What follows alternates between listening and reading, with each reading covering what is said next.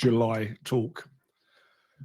Now, those people who are regular attendees at this event will know that I spend the first 4 or 5 minutes waffling on about how Demio works, which gives the opportunity for the latecomers to get into the room and get settled.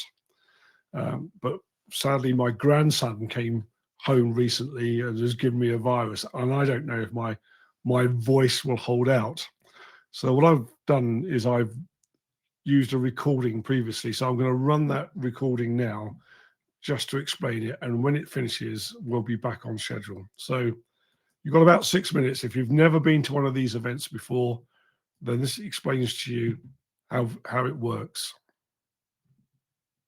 These proceedings with a bit of general waffle.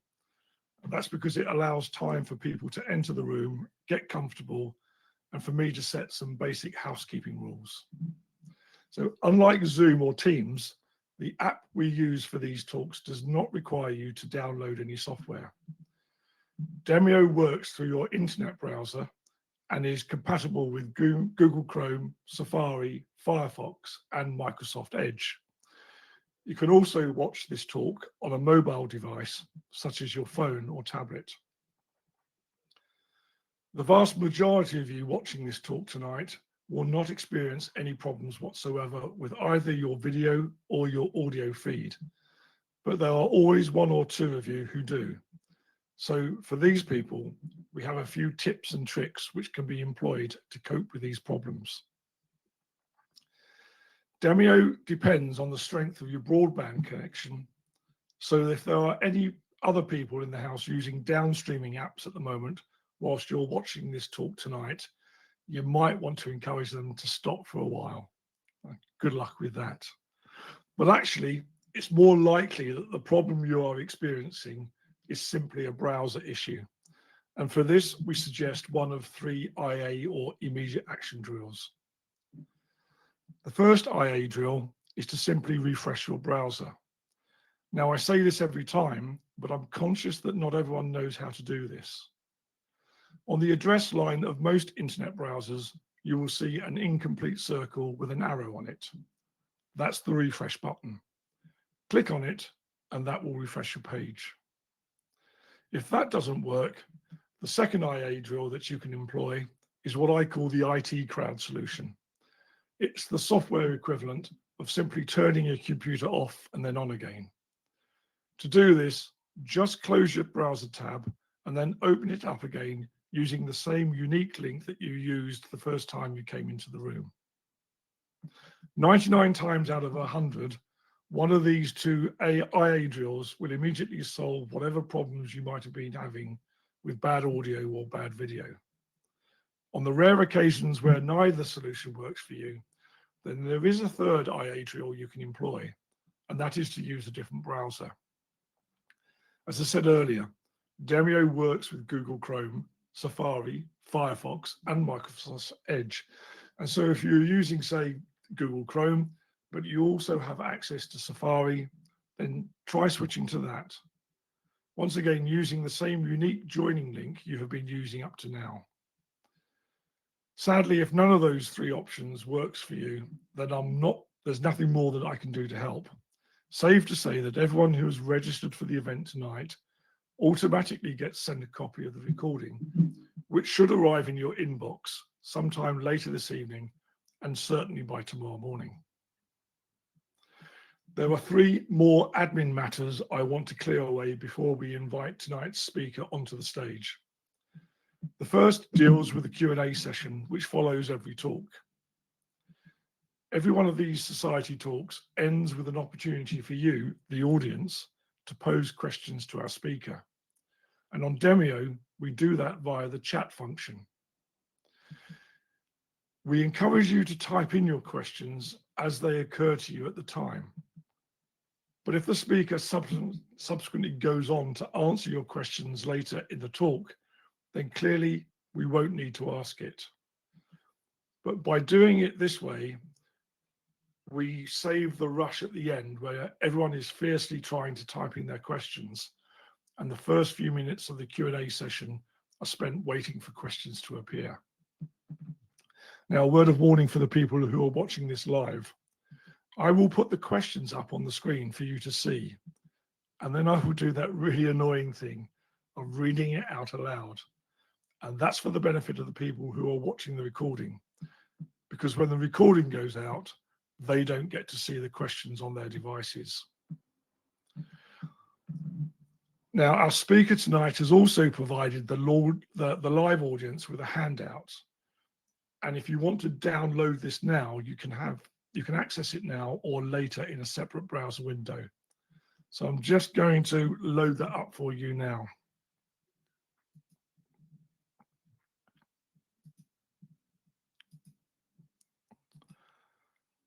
Okay, it's there for you. So all you have to do now is click on it and download it, and it will open up in a separate browser window. Okay, I'm almost finished with the waffle. The last thing I need to cover is a public service announcement from our treasurer. These talks are free for members and non-members alike. But if you have enjoyed them and would like to make a small donation to the Society's coffers, then like all treasurers, Rohan is not going to say no. And for that reason, when you leave the session tonight, a donation link will appear on your screen. You are under no obligation to pay anything at all. But as that well-known saying goes, every little helps. Okay, I'm done with the waffle now. Let's invite our speaker tonight onto the stage.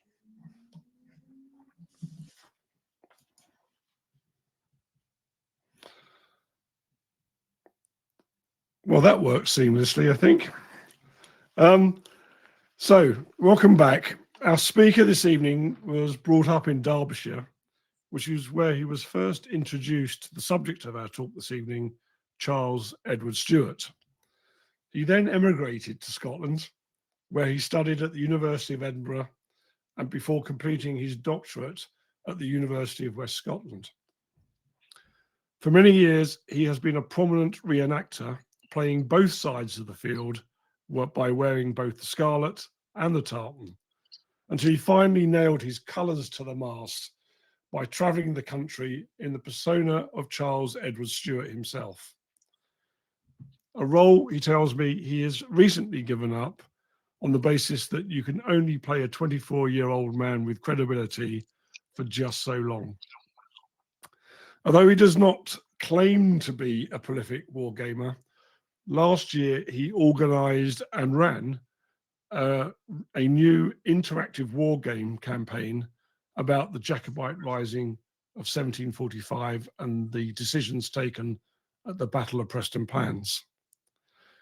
This has had nearly 2,000 views on YouTube, and in a moment I'll put the link into the chat box.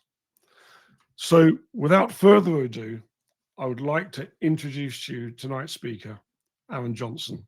Arran, I'm going to leave the stage in your capable hands. Well, thank you very much, and thank you for inviting me this evening to give this presentation.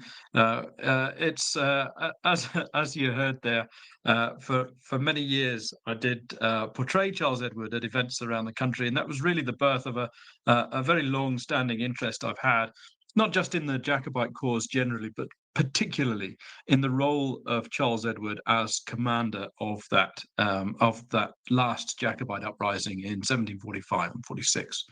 So what my intention is this evening is to talk through not the whole length of the campaign in great detail, but to pick out the particular moments, the moments when Charles Edward is really under the greatest test and strain, when, as the leader of the Jacobite forces, he's on the battlefield in that very exposed position where he has to make the decisions and has to lead the team that is making the decisions that will determine the outcome of those engagements and potentially the course of his campaign. Because what I think doing that allows us to see is a Charles Edward Stuart that is a little different to how he is sometimes perceived, and perception is a key issue when thinking about Charles Edward Stuart. So that's where we're going to start. There are lots of different Bonnie Prince Charlies in people's minds. I've put together here just a snapshot of the many different portraits and images of Charles Edward that were created during and immediately after his lifetime. And some of those might be familiar to you, either as portraits or as sort of derivative portraits, because the Stuart cause in exile was very self-conscious of its image and determined to try and keep itself in people's minds and in front of their eyes, even when they were at a geographical distance from their would-be subjects. Charles Edward then has lots of different faces, both in portraiture and in perception. Because nobody was really expecting him to suddenly burst onto the stage in 1745 at the head of an army, there hadn't been a lot of portrait preparation, if you like. And there was a lot of recycling of older images, widely circulated images of Charles Edward in his teens, from which other images were later derived. And that meant that there was, in the modern perspective at least, a sort of quite soft, quite effeminate portrayal of Charles Edward that was picked up, especially into the 19th century, as he became the sort of romantic hero of Scottish myth and legend when Scotland was being reinvented almost. And that has had a powerful impact on how we perceive him. The fact that he lost the war, of course, ultimately has influenced our views on his military effectiveness. How can you argue that he was a successful military commander if he is most famous for having led the cause to its military destruction? There are lots of political prejudices, sectarian prejudices, and contemporary prejudices from the 18th century, as well as modern ones as well, that all pile into our understanding of who Bonnie Prince Charlie was and what he means to people today. So he's still a very controversial figure, but he is, most importantly, I think, a very visible, recognizable figure and a big part of public consciousness in Scotland, for better or worse.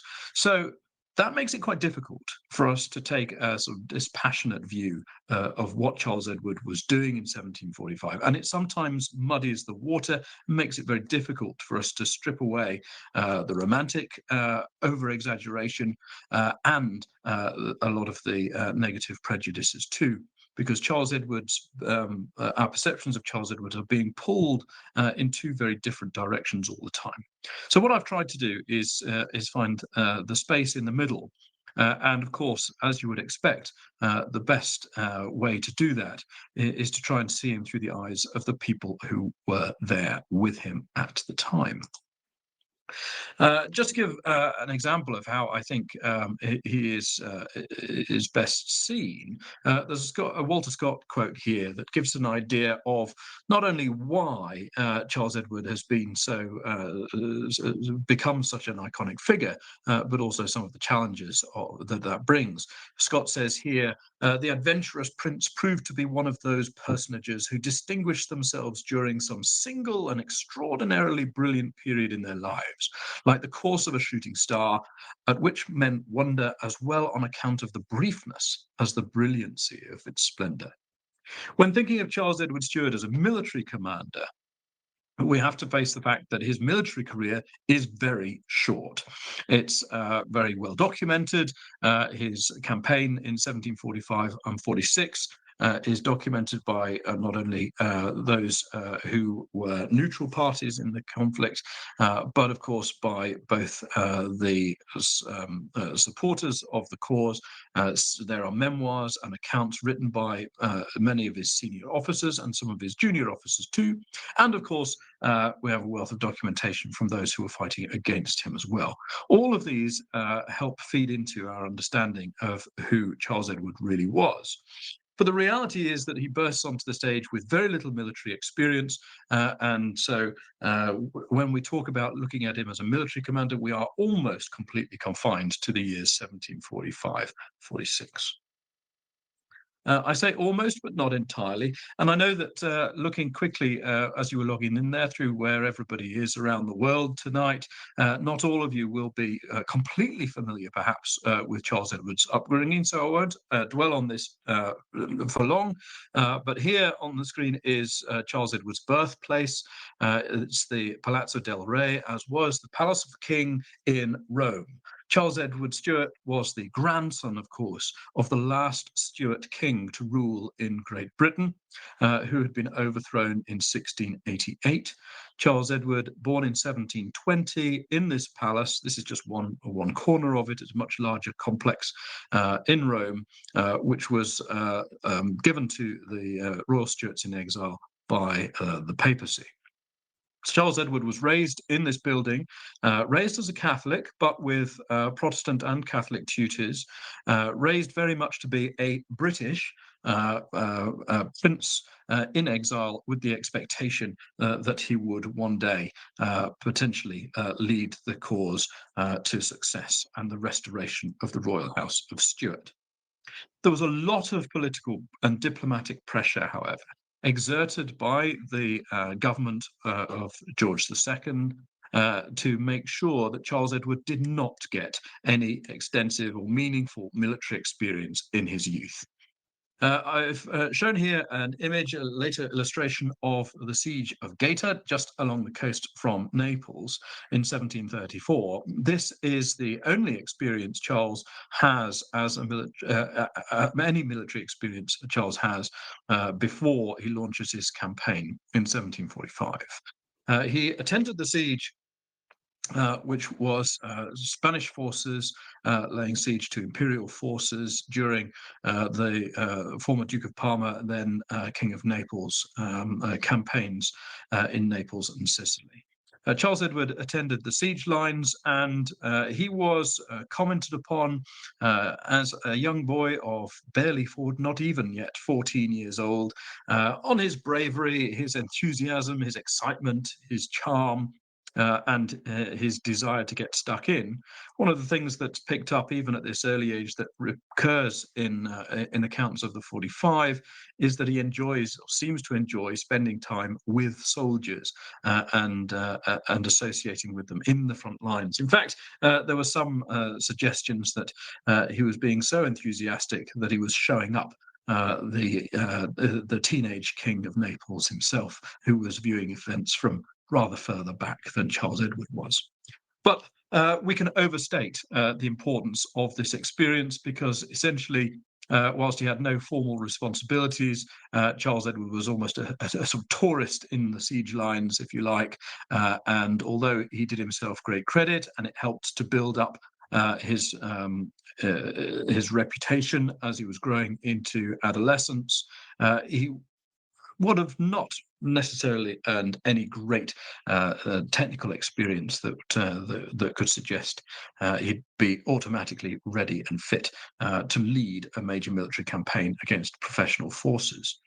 As I say, though, the crucial thing about his experience at Gaeta is that it boosts his reputation. Famously, there is a description that says that clearly Charles Edward proves that in great princes, valor does not wait for a number of years. He's physically fit, he's charming, he's good looking, he's capable of speaking on a level with high-level politicians, rulers, diplomats, and on the low level with soldiers in the trenches. So there are some good indications, at least at this stage, that Charles Edward has at least the capacity to prove an effective soldier and potentially an effective commander. But let's not overstate it. Charles Edward gets no further military experience during his childhood. And I say that is deliberate. His father, James, in exile, does try, and the Jacobite networks do attempt to get Charles Edward's experience, but the political pressure to ensure that doesn't happen prove too severe. I've put a portrait there in the top corner of Charles as he's growing into adolescence there.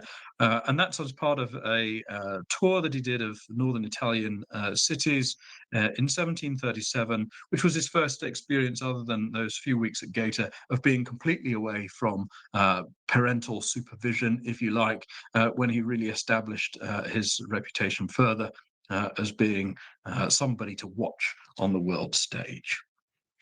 But it was not until 1744 that Charles Edward attempted to make his real meaningful contribution to the family cause.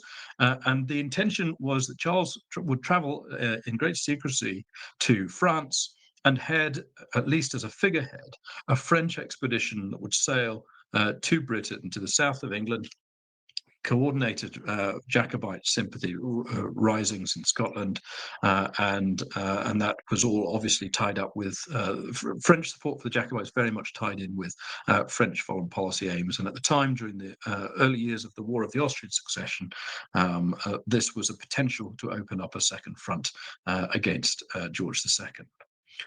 That plan didn't come to anything for all sorts of reasons that can be boiled essentially down to the Royal Navy and the weather. And the expedition of 44 was cancelled, at which point it was pretty much assumed that Charles would filter back to Rome and wait for another opportunity. But he didn't. He was a driven character. He was away from his father now. He was in France and able to build a space for himself. And having committed himself to this expedition, he was going to see it through somehow. So Charles Edward, he spends time in northern France, building up through the use of the Jacobite exile networks there, both Scottish and English and Irish, pardon me, exiles in northern France that were very useful networks. And he basically planned an expedition that would go without the French. And so he set sail in July 1745 with just 2 ships, and the larger, which was filled with stores and equipment for the campaign, leads him into his first real battle, which is a sea battle with the Royal Navy's HMS Lion. Lion doesn't know that Charles Edward is aboard the smaller of the 2 ships in this little flotilla. There's a protracted sea battle in which both of the 2 main ships are so badly crippled that they have to limp off home, leaving Charles Edward on the little Détail, which he's been loaned from an Irish Jacobite family in around Nantes. And at this point, again, many would have said, well, without the main supplies planned for the expedition, it's probably not a good omen that we've encountered this first setback at sea. But Charles determines to press on, and he carries on. So he plays no active part in the sea battle himself. The captain of the Détail very much tries to keep out of the action and observe it from a distance. But nevertheless, those who are on board with Charles Edward remark upon his personal bravery, something that is never really in doubt through the whole period. And the fact that he was determined and vigorously objecting to the fact that he was being kept out of it when he wanted to bring the guns of his own little ship into the action too. To cut the early stages of the campaign short so that we can get into the meat of it, Charles Edward arrived in the western highlands of Scotland at the end of July. And he raised his royal standard at Glenfinnan, at the spot in the big picture there, or at least probably nearer the spot where I'm standing when I took the photograph, the later monument to this event down there on the loch side. Charles Edward, by the point that he raised the standard here on the 19th of August 1745, probably had about 100 or 200 supporters with him, mainly local Clanranald MacDonalds, who were just determined to provide a bodyguard, at least to keep him safe while he was here in Scotland. Initially, Charles Edward was encouraged not to pursue this expedition without French soldiers, without large amounts of supplies and large amounts of money. It seemed unlikely he was going to be able to achieve anything meaningful. Using the force of his personality as much as anything else, Charles Edward persuaded some of the key power players in the Western Highlands to consider backing him. And on the 19th of August, when the standard was raised, after some anxious hours, it's fair to say, waiting for anybody to arrive, about 1,800 men turn up in arms, and Charles Edward has the beginnings of an army. So that's actually his first military achievement. He's managed to turn just a handful of supporters on its arrival into an army within a few short weeks of landing in Scotland. And having done so, he then pushes it and moves it very quickly. Charles Edward, throughout the course of his campaigns, has a general instinct towards momentum and action. He keeps his army moving, and as much as possible, tries to wrong foot his opponents by keeping them guessing as to what he's going to do. With only 1,800 or so men, Charles Edward leaves Glenfinnan and heads off onto a collision course with the British Army in the north, which is a small force led by Lieutenant General Sir John Cope. Much of the British Army's commitment, of course, is focused on the European war. General Cope has probably around 3,000 troops available to him in Scotland, many of whom are divided across garrisons and dispersed into small parties. But Charles Edward's appearance in Scotland is pretty quickly reported back to Edinburgh, and Cope moves an army up into the north. Charles Edward faces his first challenge in the Highlands when the army doesn't fight its first intended battle. Charles Edward rushes his army very quickly across to the Corryarrick Pass, which is a mountain pass, which he hopes will give an advantageous position. But General Cope doesn't take the bait and enter the pass. He decides to turn north to Inverness to deny that area for Jacobite recruitment. And there are many amongst Charles Edward's men who press for him to follow and chase down Cope in the Highlands. But Charles doesn't. He asserts his authority. A 24-year-old with very little military experience and no depth of personal influence over these individuals, chieftains, and he determines that the campaign will follow south. If General Cope is marching north and he's left the road to the capital open, then the capital is my objective, Charles Edward argues. And so that's what they do. And the small picture there is the palace at Holyrood House in the shadow of Arthur's Seat in Edinburgh, of course, the Royal Stuart Palace, much enlarged and refurbished by his ancestor, Charles II. And on the 17th of September, Charles Edward enters that palace, and later that day, his father is proclaimed King James VIII of Scotland and III of England at the Market Cross of Edinburgh. So, in the space of a month, from the 19th of August to the 17th of September, Charles Edward has raised an army, which by then has reached about 2,500 men. He's marched it a long distance through the Highlands, out of the Highlands, without any serious resistance, and captured the capital city, Edinburgh. Just to give an idea of what Charles Edward looks like at this time, to cut away some of those, as I mentioned earlier portraits. We have Charles Edward here in the only known portrait to have been done of him from life whilst he was in Edinburgh, the Alan Ramsay there, deliberately dressed in English clothes as he's about to lead the army into England at a later stage of the campaign. Much of the time that he was in Scotland, however, he deliberately dressed in Highland clothes, associating himself with the men that he was leading at the initial stage of the campaign. And as the army grew and developed beyond just recruitment in the Highlands, he continued to wear Highland clothes and to encourage many of his men to do so as well, because he was fairly confident the British forces he was fighting were more intimidated by a large Highland force than by anything else. Anyway, as I say, I've picked three non-Jacobite eyewitnesses who saw him in Edinburgh here. John Hume, who actively fought against him, refers to the figure and presence of Charles not being ill-suited to his lofty pretensions. In the prime of youth, tall and handsome and of a fair complexion. Andrew Henderson goes a bit further in detail. He was 5'10", of ruddy complexion, high-nosed, large rolling brown eyes. His speech was sly but very intelligible. His dialect was more upon the English than the Scottish accent, seemed to me pretty like that of the Irish. And Madeline Pringle, who distinguishes herself in history by being the first person we know of to refer to him as the Bonnie Prince, says that he came out of his tent, this is in Duddingston Park, with a grace and majesty that is unexpressible. He saluted all the circle with an air of grandeur and affability, capable of charming the most obstinate Whig. Poor man, I wish he may escape with his life. Madeline was not from a Jacobite family, but she was clearly taken in the excitement of the Edinburgh occupation. I'm putting these here simply because you will see Charles Edward variously referred to in popular imagination on occasions as being short, as being effeminate, and as having a thick foreign accent. All of these things, largely which come through from propaganda of the time that was done to try and diminish the perceptions that people were gaining of what was a very attractive character.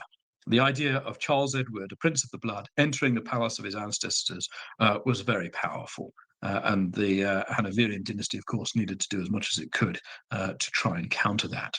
Charles Edward's big Achilles heel in the propaganda war, of course, is his Catholicism.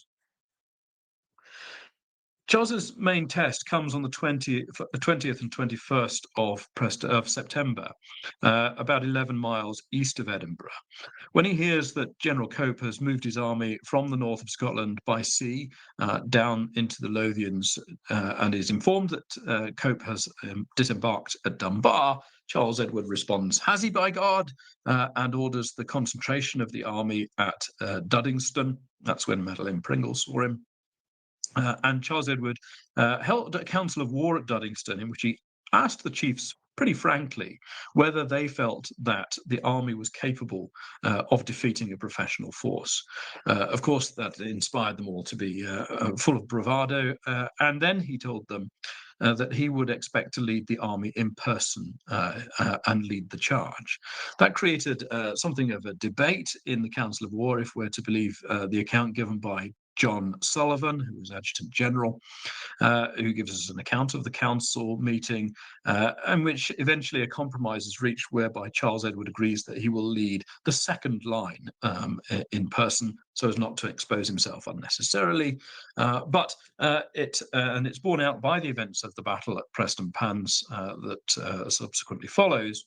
Charles Edward, sword in hand, on foot during this battle, determined to lead in a very deliberate Highland style. The Highland regiments expect their best men to be at the front, and their chieftains and the clan leaders to be at the front, leading them. They will follow, but they expect to be led. And Charles Edward understands that and wants to lead in the same way. At the battle at Prestonpans, he has 2,500 men, and that army is small enough to be able to lead in that very personal way. To pick up some of those who see Charles at Prestonpans, John Sullivan, who I've mentioned, he refers very specifically to the fact that Charles Edward takes a close interest in the ordering of the regiments and making great show in front of the men. There you see him saying in that first quotation that he was setting every regiment in order. The joy that he had painted on his face, talking some words of Erse to the men, inspired them all. So he took on a Gallic tutor almost as soon as he'd landed, and uses those skills that he has in terms of going back to what we said at Gaeta about the way that he is able to mingle with the soldiers and to encourage them to personal loyalty by showing himself amongst them. John Murray, who served as his chief political officer, essentially says in his account that the Chevalier, that's Charles, put himself at the head of his small army, drawing his sword, and said with a very determined countenance, "Gentlemen, I have flung away the scabbard. With God's assistance, I don't doubt of making you a free and happy people." That speech subsequently published. John Sullivan, interestingly, says that he gave those words to a very small gathering after the Council of War and then told them all to repeat it along the lines. So Charles Edward made a great show all through the campaign of being physically enthusiastic, optimistic, and cheerful whenever he was out and visible in front of the men, with a few notable exceptions later in the war. So he knew what was expected of him in the position of leader of the army, but he also knew, or at least had good instincts as to what was expected in terms of its deployment. I mentioned earlier how he generally dressed himself in Highland clothes. There's Andrew Henderson on the right-hand side there, who was a hostile witness, but saw Charles Edward on the battlefield after it had all died down, and said he was clad as an ordinary captain in a coarse plaid and blue bonnet. His boots and knees were much dirtied. He appeared to have fallen in a ditch. He had, in fact, fallen into the ditch, leaping over it on his way into the battlefield.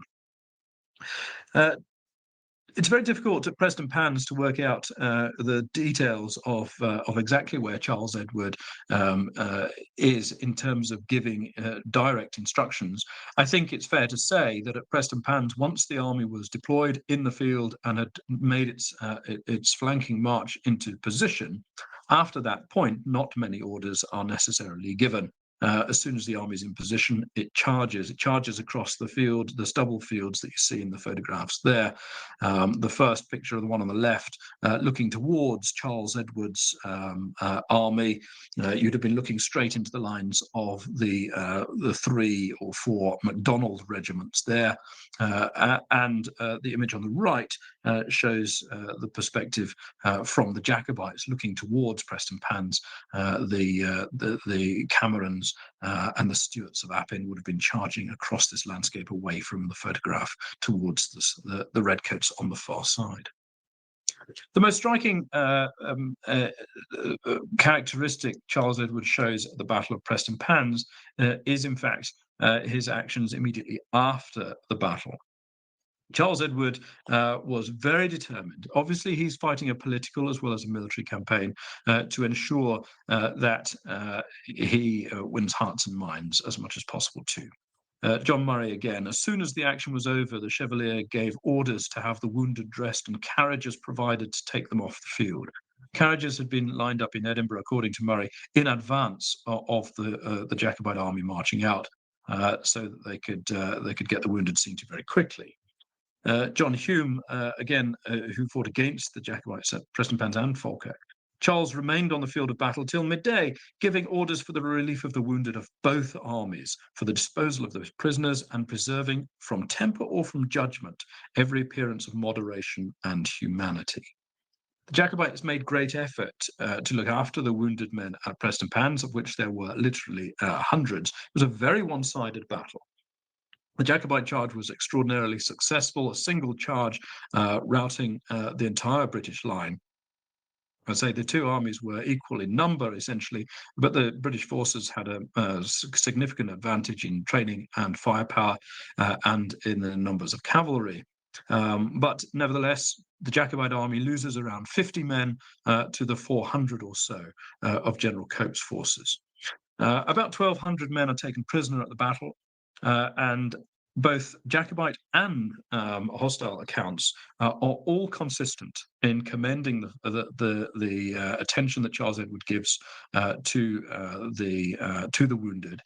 In fact, some Jacobite accounts even go so far as to suggest that there was some muttering that wounded Jacobites were neglected in preference for ensuring that British Army soldiers were treated fairly. This is consistent throughout the course of the campaign. Some Jacobites repeatedly criticizing what appears to simply be the basic humanity of Charles Edward in various occasions, like when he refuses to have suspected spies summarily executed and so on. And it stands in strong contrast, of course, to how Jacobite prisoners would subsequently be treated after their eventual defeat. Charles Edward's leadership style, as I hope I'm trying to get across, was based on the idea of being visible, of being in amongst his men, of sharing their sufferings, if you like, as they go, and their conditions, and from the moment that the campaign flows into England and the stakes begin to rise even higher, he continues this in a very visible way. Some accounts and newspapers of the time compare him to Charles XII of Sweden in the way that he disports himself, John Sullivan there says he neither dined nor threw off his clothes at night or ate much at supper, and he used to throw himself on the bed at 11 o'clock and get up by 4 in the morning. He also says that he had that talent superiorly in the greatest concern or danger, that it's then that he appears most cheerful and hearty. This is the sort of public relations side of his leadership style, but I don't think we should look at it too cynically. It is also his instinct and the way that he intends to lead this army. James Johnston, who variously served as an aide to Charles Edward and to Lord George Murray, his Lieutenant General, says that the Prince acquired a strong relish for battles and was always for fighting, and sometimes even reproached Lord George for his unwillingness to incur the risks of an engagement. He goes on later to say that the Prince would listen to no advice and resolved on giving battle, be the consequences what they may.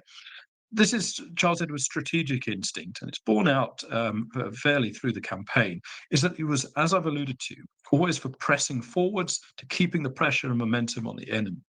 Every month that passed during the course of this conflict, the odds increased against him as more and more troops were able to be withdrawn from the continental front and brought into Britain to limit the Jacobites' options. That's the basic decision-making behind Charles Edward's difficult persuasive task of getting the army to agree to the march on London, which begins on the 1st of November 1745. Charles Edward marched as far as Derby, as I'd shown on the map there, and then, after a very bad-tempered council at Derby, the army turned around and retreated back to Scotland, which was, frankly, a remarkable military feat in and of itself. During the course of the Council of War, Charles Edward's frustrations had boiled up. He was finding it increasingly difficult as the campaign wore on to assert himself over some of his more forceful characters in his amongst his senior staff, especially Lord George Murray, but even Murray, who very rarely has positive things to say about some of the characters in the Jacobite command, admits that the Prince had no regard for his own danger and pressed with all the force of argument to go forwards. Charles Edward perceived that going backwards undid his whole strategy of momentum and pressure. And once an army was in retreat, you stopped being afraid of it. Lord Elcho there, a colonel of his Life Guards regiment, a man of the same age of the Prince pretty much, says that the Prince heard all these arguments with the greatest impatience, fell into a passion and gave most of the gentlemen that had spoke very abusive language, and said that they had a mind to betray him. I put these in there because it's clear that Charles Edward is not always the cheerful and positive and optimistic commander that he's showing himself to be to the rank and file. Behind the scenes, he's constantly locked in these battles with other senior Jacobite officers over how the war should be fought. And as the war goes into the winter, he starts to lose the battle for controlling the strategic direction of the war. It's fair to say, I think, that Charles Edward's instincts were right, that the longer the war went on, the more likely they were to lose it, and that the best chance they had was to press forwards at all opportunities. Having retreated into Scotland, though, during the winter, Charles Edward did manage to sort of rebuild the morale of his army in the first weeks of January. They had a little bit of breathing space. Cumberland, who was now chasing them, was distracted by various things, not least the siege of Carlisle, which he had to recover, and also by the threat of a potential French invasion in the south of England. By the time Charles Edward's army faces its next full engagement at Falkirk on the 17th of January, the army has grown considerably. And whilst the main army was in England, you see, substantial forces were still being raised in Scotland, and the first French soldiers had landed in support as well. And so Charles Edward's army was stronger when it reached Scotland and linked up with Lord John Drummond's forces. By the time of the Battle of Falkirk, the army is approaching around 9,000 in strength. So it's grown considerably from the days of Prestonpans. The march into England had taken place with probably fewer than 6,000 men. Now he has 9,000 men in the field. And at the Battle of Falkirk, it's clear that he cannot command the army in the same way that he had at Prestonpans. And so at Falkirk, Charles Edward commands on horseback, but there are lots of, although it's a very confusing battle, and that's evident from the accounts of men on both sides, it's evident that Charles Edward plays a very significant role, not only in determining how the battle is fought, but in ensuring that what begins as a challenge on the battlefield doesn't turn into a crisis. Charles Edward leads his men onto the high ground, the moor at Falkirk. There's some very clever staff work on the march to the battlefield. The two columns are deliberately split so that one is very visible to the British forces and one is less so that they're able to seize the ground relatively unimpeded and force the General Hawley to throw his cavalry up unsupported to try and deny the summit of the moor to the Prince's forces. But during the course of the battle, the Highland charge is not consistently successful at breaching the enemy's lines. On the Jacobite left, the initial successes of the charge are stopped by disciplined volley fire from British forces that are protected in their position by the landscape, by a ravine that runs across the front.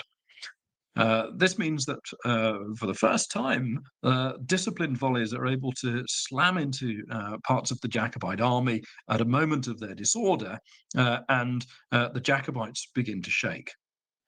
The charge sucks in regiments from the second line, lowland regiments, and they are drawn into the general advance, expecting an immediate victory, and they are completely on the left of the Jacobite line, disordered by the sudden appearance of this British resistance. This is potentially a very dangerous moment. There are men throwing down their weapons and running back. Regiments are intermingled, and the course of the battle is extremely unclear. Going back to John Hume, then, who was at the battlefield of Falkirk, although with the British forces, and he asserts that the presence of Charles encouraged the Highlanders. He commended their valour, made them take up the muskets which lay thick upon the ground that they've just thrown away themselves, and ordering them to follow him, he led them to the brow of the hill. This is borne up by other accounts as well that clearly show that it's Charles Edward from his position towards the rear, a position traditionally marked by these two stones that you can see in the picture there, Charlie's stones. They're now in an overgrown position, but you can from that position see a relatively good view of the line of the Jacobite army's advance to contact.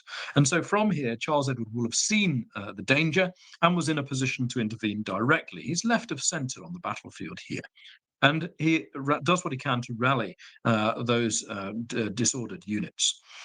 Not only that, but he then has the presence of mind when he sees that the British portions of the British cavalry have rallied as well and are threatening to come round onto the flank.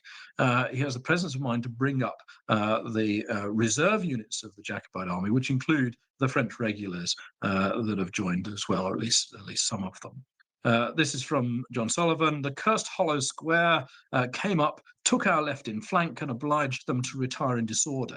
Happily for us, His Royal Highness, seeing this, brings up the few regular troops he has, rallies 600 or 700 men, and orders Sullivan to march to a body of horse that was rallying, forming within 2 musket shots. The horse, seeing this body formed, went off as fast as they could drive. And as I say, what we're seeing here is Charles Edward being in a position to make tactical responses to the situation that's in front of him. He makes the right calls at the right moment, and his personal physical presence stabilizes the line as much as the orders that he gives. The big mistake that Charles Edward makes in the immediate aftermath of his victory at Falkirk is not to follow that up. And it's partly unavoidable because in the terrible storm that breaks out towards the end of the battle and in the darkness that follows, it's not clear whether he has in fact won the battle or not. Although he's clearly in possession of the field and the British army is burning its camp and retiring, large parts of Charles Edward's army are uncontactable in the immediate aftermath of the engagement. There are some staff problems during the course of the battle, to be sure, but I think Falkirk is a good example in giving us an indication of Charles Edward's capacities as a commander, because he is able to put himself in the right position at the right moment and make the right calls when they're required. But in the aftermath of his victory, Charles Edward's forced into another retreat. He perhaps by mistake, perhaps it is a mistake, is what I mean. He allows part of his Highland division to retain in Falkirk whilst he prosecutes the siege of Stirling Castle.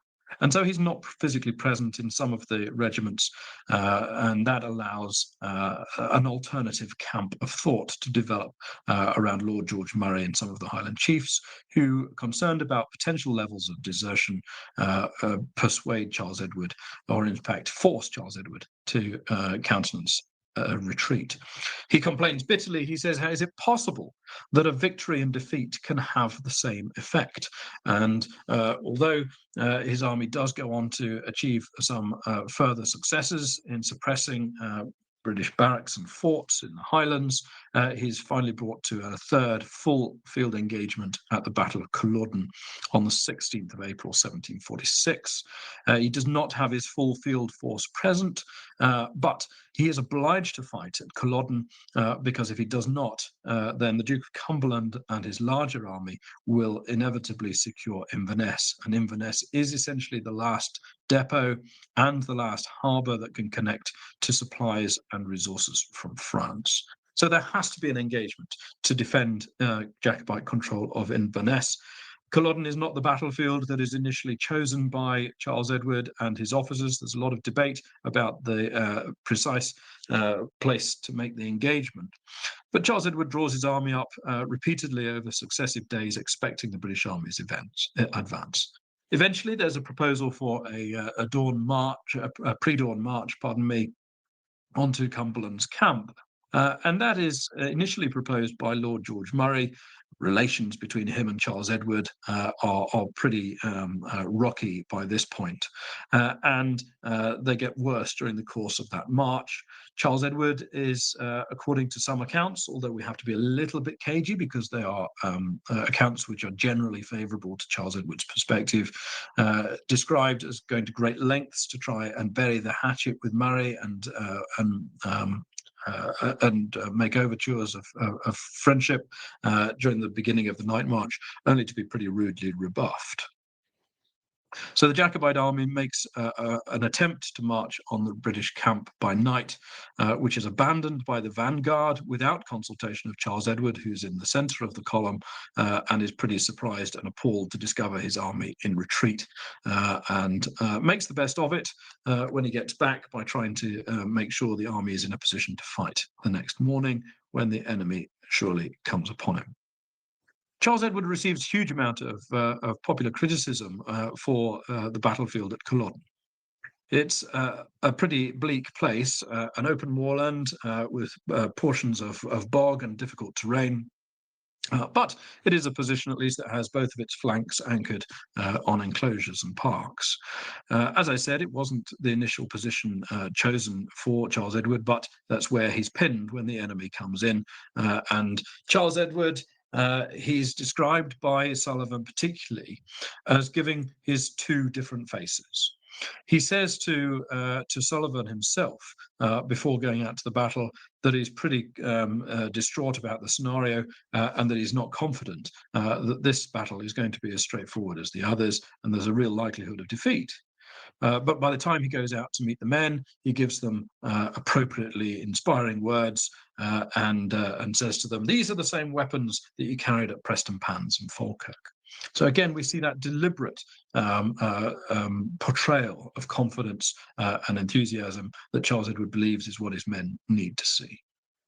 Sullivan goes on to describe some of these gents seeing the prince in continual motion, giving orders for one thing or another, asked him if it was not time that he should take a little rest. "Eat," says the prince. "I can neither eat nor rest while my people are starving." As I said, Sullivan is a generally friendly source for Charles Edward. They were very close during the course of the war, and Sullivan wrote his narrative specifically for Charles Edward's father, although that does not require a necessity for phylactery. But I think it does give us some indication of Charles Edward's personal priorities at this point. And as I mentioned there, again, he got a horseback and went upon the moor, showing not the least concern upon his face. During the course of the battle, Charles Edward is obliged to move position on a couple of occasions because there is a belief that he's being targeted by the British Army's artillery. James Johnston he's giving an account of the prince sending soldiers to sending orders to Lord George Murray on the Jacobite right, instructing them to try and block what Charles Edward can clearly see emerging, which is an attempt by the British cavalry under Hawley to work their way through the enclosures on the Jacobite right. The prince, who remained on the eminence with the picket of Fitzjames' horse, out of reach of the musketry of the enemy, observed them employed in throwing down the walls of the enclosure to attackers in flank, and immediately sent repeated orders to Lord George Murray to place some troops in the enclosure. Lord George paid no attention to this. This is important because James Johnston is, or generally throughout his narrative, very favourable to Murray, and it's borne out elsewhere. Charles Edward, from his position of command, from a mounted position in the centre of the lines, can see a threat developing. He sends orders to the front right, and those orders are not effectively carried out. Essentially, the battlefield operations here are being undermined by the poor relationships between the people carrying the messages and the people receiving them. John Daniel there, who served in the Jacobite cavalry, he says, the whole fury of the enemy's artillery seemed to be directed against us in our rear, as if they had noticed where the prince was. It made some about the prince desire that he would be pleased to retire. Charles Edward does move position. As I said, he moves further to the rear right of his army, into a position from which he can see less and is worse able to influence accounts. He has his horse wounded. And a groom standing beside him is killed during the artillery bombardment. As I say, the Jacobites think that they're being targeted. It's more likely that the British artillery are simply overshooting in the poor visibility of the day. When the Jacobite charge goes in, it is beaten on the right and it fails to fully engage on the left, to put it very simply. But the Battle of Culloden has been so heavily mythologized and so repeatedly retold and in the retelling simplified that the importance of what's happening on the Jacobite right and the threats to their rear generally get obscured or overlooked. And that's why I think it's very important that Charles Edward's personal position and the fact that he gives those unheeded orders to try and counter those moves are very significant. The Jacobite rear squadrons and the Jacobite cavalry, thin and undermanned as it was, do execute a manoeuvre that essentially stalls that flanking manoeuvre and I'm sure ensures the survival of many more Jacobites than might otherwise have been the case. The Battle of Culloden is a defeat, and the account of Sullivan gives us the best indication of what really happens. There's a notorious old tale that Lord Elcho, commander of Charles Edward's Life Guards, calls to Charles Edward as he flees the battlefield, "Run, you cowardly Italian." It's almost certainly the invention of Sir Walter Scott, or a story that he picked up from amongst the gossips of a later generation. There's nothing in it in either of Elcho's accounts nor in any other contemporary account of anyone who might have been there to hear it. Rather, Sullivan gives us the impression of a very reluctant Charles Edward, who was attempting to do what he'd done at Falkirk by trying to rally those broken units. Sullivan prays to him, look behind him, and that he'd see the whole moor covered with men that were going off, and that half his army was away. The prince looks, sees it is true. Everybody presses him, and in short, he retires, but does not go far, and he comes back again. He sees a regiment of horse very near where we'd left the Macdonalds that were quite uncovered, and that's when he sees it is time to retire. O'Sullivan then gives the order for one of the officers of Fitzjames' horse, who had a small picket guarding Charles Edward's person, to seize Charles Edward's horse by the bridle and get him off the field. This is a late 19th century illustration of the immediate aftermath of the Battle of Culloden. And you can see it's 19th century from the style of clothing, and it shows Charles Edward crossing the Nairn in the immediate aftermath. Charles Edward's reputation as a military commander will never recover from the Battle of Culloden. Obviously, the defeat is his first taste of it. It's the first time he's been beaten on the field, and it's an irrecoverable loss. Charles Edward, in the following days, attempts to reunite with portions of his army, but British cavalry are extremely efficient in working to ensure that the separate portions of the surviving Jacobite force are not able to link up. Famously, there's a lot of bad feeling after some units rally at Ruthven Barracks, only to find instructions from Charles Edward that they are to disperse. Charles Edward had been under pressure for months to fight a war based in the Highlands, and he'd resisted that. Now that there was no possibility of maintaining a field army, even if he were able to reassemble one, given the lack of supplies and the lack of any strategic bases upon which to draw or withdraw, Charles Edward decides the only possibility is to force the French king to properly support the army, properly support the cause by landing an expeditionary force. Charles Edward believes that whilst the French king could ignore the prince's messengers, he could not ignore the prince himself. And so his intention is to leave Scotland immediately after the Battle of Culloden.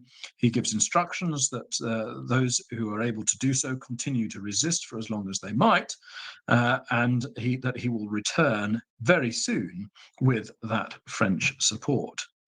Of course, what he couldn't predict was that it would take him from April until mid-September to get out of the country, by which time, of course, the moment of opportunity has been lost. Charles Edward is well received when he reaches Paris, and he's certainly seems to be very popular with the people, if not necessarily with the French king, who, though admiring what he has achieved, is slightly uncomfortable with the idea of having to throw any more great expense behind it. Charles Edward will never lead an army in the field again after the Battle of Culloden. But I don't think it's fair to say that the reason that that is true is because he wasn't capable of doing so. I think that in 1745 and 46, the prince had shown, despite the fact that he was learning on the job, that he had good strategic instincts, that he had tactical competence, and that he had the right skills and instincts to be able to inspire and encourage soldiers through what were some pretty grueling and difficult campaigns, especially that retreat through northern England in December 1745. I think he'd shown a lot of capability. He's shown in a period of extreme pressure in which ultimately responsibility was always going to rest with him, that he was able to not only inspire people, but also to give them a sound direction in how to, in what he believed was the right way of winning the war. What he wasn't ultimately able to do was win the war. But I go now to the Jacobite officer, James Maxwell of Kirkconnell. He said, "It is not to be wondered at that they were beat at last, but very surprising, everything considered, that they did not run away much sooner." He's talking about his own people here. "Much the same judgment may be made of the prince's whole expedition by any person that considers the various difficulties he had to struggle with. If he did less at Culloden than was expected from him, 'twas only because he had formerly done more than could be expected. From what he performed amidst all the disadvantages under which he laboured, it's easy to imagine what would have happened had he been supplied with the money, a body of regular troops, and a few officers of rank, skill, and experience. And I think that's a fair summary.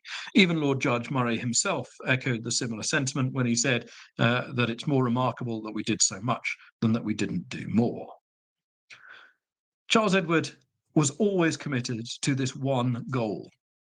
He'd perhaps peaked or found his opportunity too soon, at a point when, with no experience, he had spent a lot of time learning in a situation where there was simply no room for mistakes.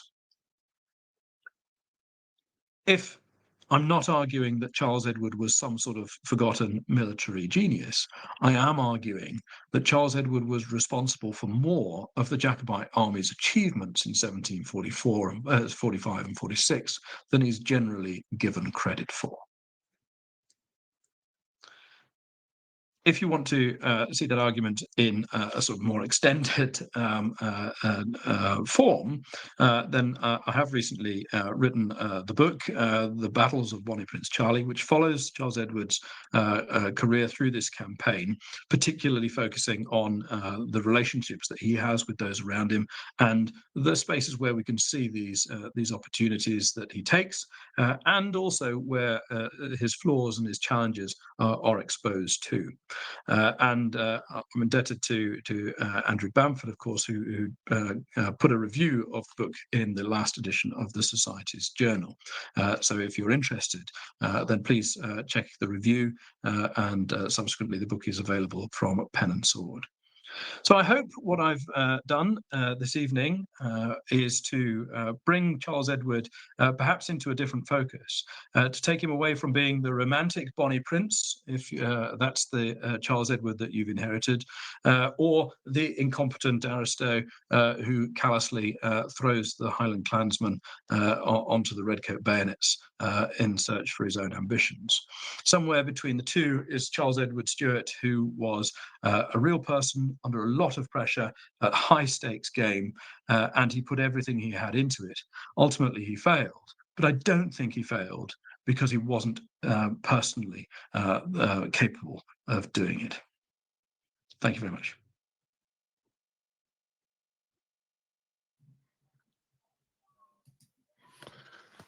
Arran, thank you very much. That was most illuminating, at least for me, because, of course, this is not my period of history. And you're quite right. It's an area which is full of myth and fable. We've got quite a few questions already in the bank, and I'm certain that there will be more to come. So let's start off with Paul, who asked, do we know if or to what extent Charles Edward knew about or was inspired by the campaigns of the Marquis of Montrose in the previous century? Yeah, it's a good question, because there are obvious echoes in the way that both Charles Edward and Montrose, who were not Highlanders themselves, deliberately portrayed themselves as Highland leaders, in the same way that Dundee had done, obviously in the earlier Jacobite rising too. I don't think we don't have a lot of evidence to suggest that there's any sort of deliberate framing or echoing of Montrose, but it will inevitably have been there in people's minds, if not necessarily Charles Edwards himself, because obviously some of the people there, including Lochiel, are relations of those who fought with Montrose a century before. I think the most common sort of comparator that tends to be picked up is Charles XII of Sweden, which seems to be the sort of more modern parallel that people picked up on in the way that Charles was presenting himself as a soldier king, or a soldier king in waiting, if you prefer. But certainly Charles Edward was familiar with his own family history. We know he carried a snuff box with Charles I upon it, so maybe Montrose is there in his mind a little bit too. Thank you. Adam Syme asks, Simon Fraser of Lovat was allegedly on his way to join the prince on the day, but was late and therefore blocked the retreating Jacobites. Was this true? Well, there's a big portion of there are a number of Jacobite regiments that are not on the field at Culloden, and some of which are literally just a half-day march away from the battlefield.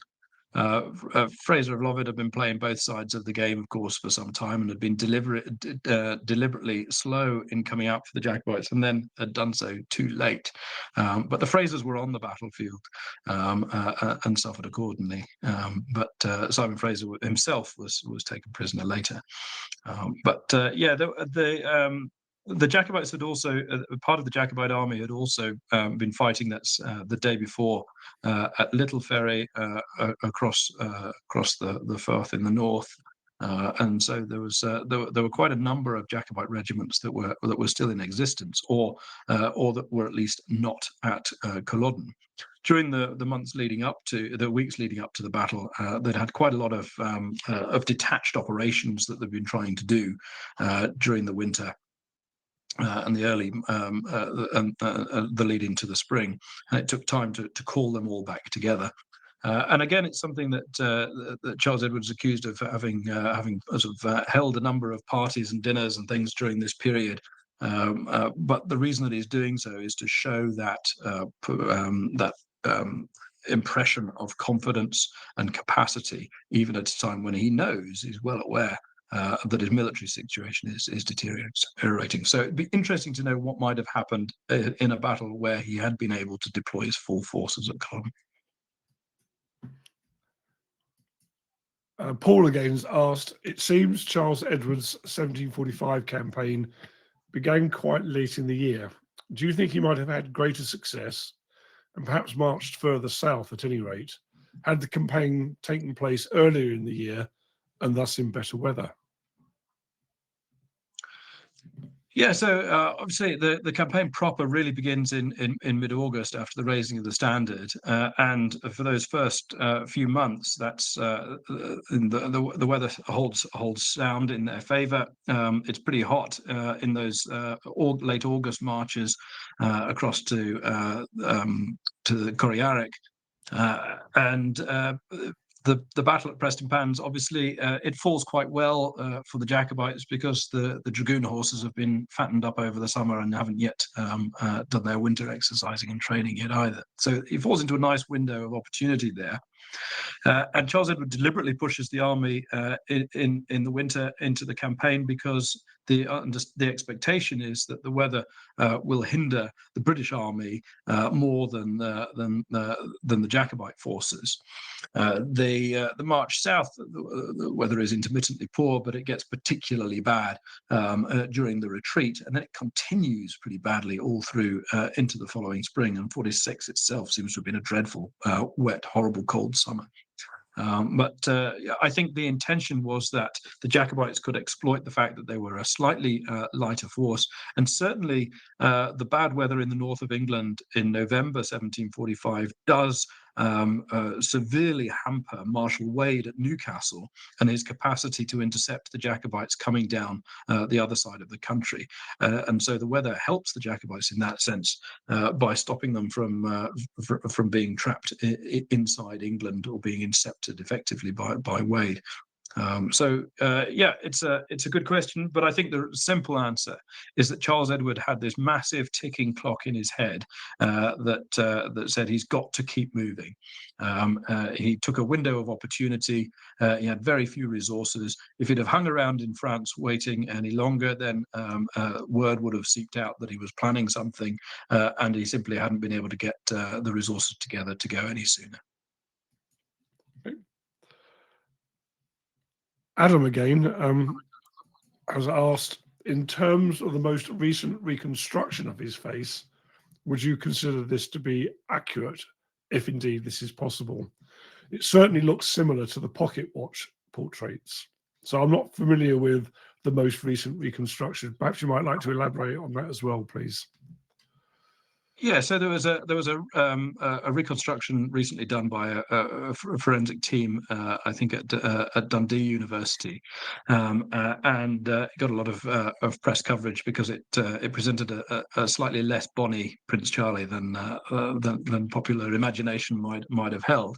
They did an interesting process with that, in that they regressed his face from his death mask to try and show what a 68-year-old man might have looked like at 24, which is an interesting academic process, I'm sure, but has some margins for error in it potentially. They also made some judgments over complexion, and they showed him sort of with his hair unbound and things like that, which all sort of helped make him look rather rough around the edges than perhaps he might have appeared on if he'd have been appearing before you at Holyrood. But I think the basics of the facial structure and the shape were certainly there. The one thing I might question is the necessity of doing these reconstructions, because we do have a number of portraits that we know were done from life that are of extremely good, high quality, at both in his adolescence and in his middle years and later years too. But we also have a bust that was done by Jean-Baptiste Lemoyne a couple of years after the war, which Charles Edward is reputed to have been particularly pleased with himself as a good likeness. So I think we can be fairly confident we know what he looked like, and we have those eyewitness testimonies, some of which I quoted as well. Now we start to get into the sort of clan rivalries. Is it true that MacDonald's took it badly that they were not on the right of the Jacobite army at Culloden? Yeah, I think this gets overplayed. There was a tradition, as some of you might know, that the MacDonalds were by right granted the position of honour in Scottish battle orders.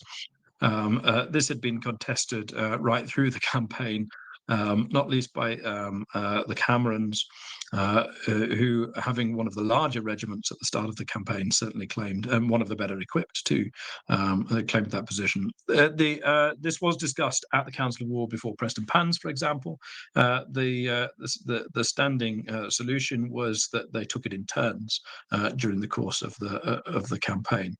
But I don't think it does anybody any credit to suggest that their performance on the battle is deliberately held back by considerations such as that. The performance of the MacDonalds at Culloden is hampered by the landscape, by the terrain, by the wetness of the ground in front of them, which prevents them from being able to launch a charge. And as they do move forwards into that land, they realise that their flank is wide open. And that British cavalry are moving to threaten it. So that is why the MacDonalds aren't able to close on that flank. I simply don't believe that when the stakes are that high, factors such as who holds the most honourable position were influencing how people fought. Thank you. I should have mentioned that Ian asked that question. Mary Louise has asked, you mentioned Fitzjames's picket, I think. Was this an illegitimate descendant of James II or someone else? That's a good question, and I don't know for sure, so I'm not going to try and answer. But they were a picket of a French regular line regiment, and they'd been sent over to support the Jacobites. Many of them had been intercepted en route, so they weren't all able to get there, and they were a heavy cavalry. The Jacobites were constantly short of cavalry, but particularly because they were short of horses. Unfortunately, the Fitzjames pickets arrived without their horses, and so the Jacobites had to dismount some of their existing cavalry to provide horses for the Fitzjames pickets. But I'm almost certain that Andrew Bamford will know the answer to that question. I know he's not here, but he will know. I think this is the question we all want the answer to, those that know little about it, but having listened to the account. It comes from Angela. Do you think it would have been beneficial to court-martial Lord George Murray, or at least take him prisoner and kept within Jacobite side when it's obvious that he's not cooperating with Charles to prevent him from, or at least tacitly supporting the Hanoverian London government side army. Angela's very clear on this. I would have taken him off the field when he started playing up. Yeah, Lord George Murray is a big problem in the Jacobite army and in our perceptions of it. His narrative and his reputation have been hugely influential in how the Jacobite performance has been understood since the end of the Rising. In a sense, many historians and commentators felt obliged to take sides. Either you believed what Lord George Murray says, or you believe what John Sullivan and Murray of Broughton say. They can't all be right. The simple reality is that these people didn't get on. They didn't like each other, and they struggled to work with each other. As the stresses mounted, those relationships became increasingly problematic. My personal view, if I were to boil it down, is that Lord George Murray was a capable regimental officer, very brave and committed, but he had an overinflated sense of his own strategic ability and understanding. And that got in the way of Charles Edward being able to do what he was trying to do. He had a different perspective on how the war should be fought, and I don't necessarily think it was the right one. But he also managed to, he also had a considerable amount of influence in the Jacobite army itself and amongst some of the other chiefs. He was always able to portray himself as one of the Highlanders and therefore somebody who shared the same risks that they did, whereas Charles's Franco-Irish advisors were seen as men who, with French commissions, were not exposed to the same risks should the Rising go badly. And so they were more inclined to be risk-taking advisors to the prince. So those conflicts are deep. Charles Edward had been advised by some gossips to be wary of Lord George Murray as soon as he joined the Jacobite army. And Charles Edward, as things started to unravel, became increasingly susceptible to those suggestions of potential treachery. I don't think they're founded. I don't think that Lord George Murray was actively working against them. But I think that the inadvertent results of his own behavior undermined the Jacobite army at crucial moments, and particularly in persistently undermining the personal authority of the prince during those strategic discussions. That's brilliant. Thank you very much. I think I'm going to draw stumps on questions now, if for no other reason than I can hear my 2-year-old grandson being taken up to bed in a second, and I don't think he wants to go. So that might start to appear in this audio feed in a second. Once again, we've been lucky to have a speaker who speaks with such authority and knowledge on his subject this evening, and on a subject which quite clearly divides opinion and on which is surrounded by so much mythology. If you have a chance in a moment to open the chat box, Arran, you will see just how well your talk has been received this evening. I will remind people that a copy of the recording will go out this evening and will be in your inboxes by no later than first thing tomorrow morning. And Arran, I will send you a copy of that recording and the chat that's been going as well.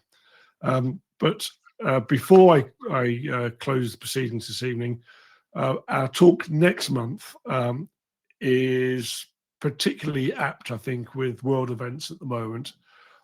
And it's going out on the 7th of August. And a link will be sent out by the Secretary in the next couple of days.